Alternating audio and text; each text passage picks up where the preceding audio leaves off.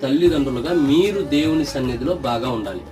అప్పుడు మీ ద్వారా ఆశీర్వాదం పిల్లల మీదకి వస్తుంది. అందుకే నిర్గమాకాండంలో ఉంటది, నీవు దేవుని ప్రేమించిన దాన్ని బట్టి ఆయన నీ పిల్లలను 1000 తరముల వరకు కరుణించువాడనై ఉన్నాడు అని ఉంటది.